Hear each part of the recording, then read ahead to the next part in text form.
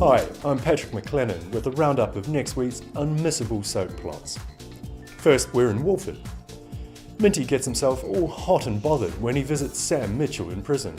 She does the classic poor little me routine and Minty swallows it completely. He tells Ricky that he's the father of the unborn brat, though Ricky claims it could be Jack's. But it's Minty, who's always had a thing for Sam, who proposes. Shockingly, Sam accepts, leaving Heather heartbroken and Ricky confused, which admittedly isn't that difficult. So Ricky visits her the next day and Sam's convinced he still has feelings for her.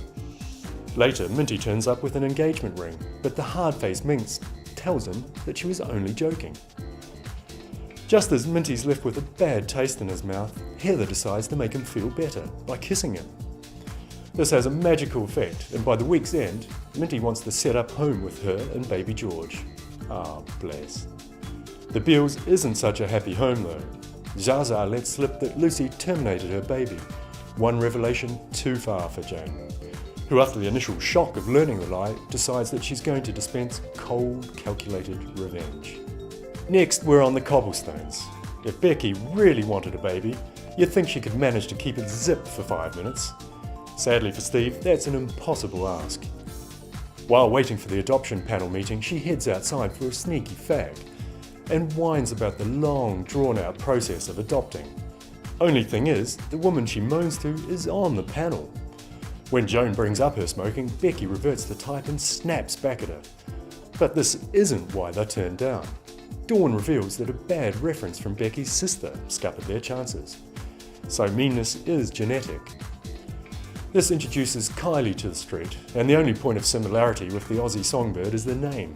This woman is hell on high heels.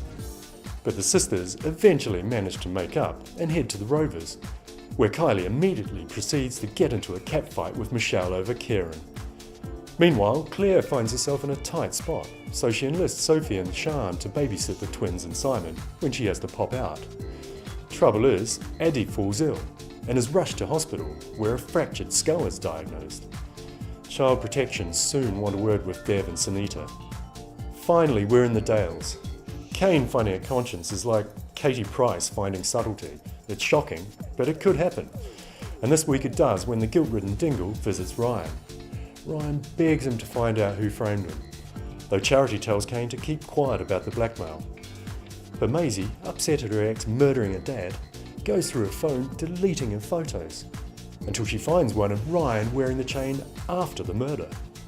It's a light bulb moment, but Maisie's not quick enough to get the phone to the cops before Nathan steals it, and Natasha soon deletes the photo. Maisie's frantic when she finds the phone missing, but she's not half as upset as Ryan. Carl and Eve get closer when he interrupts a girls' night in at Mill Cottage.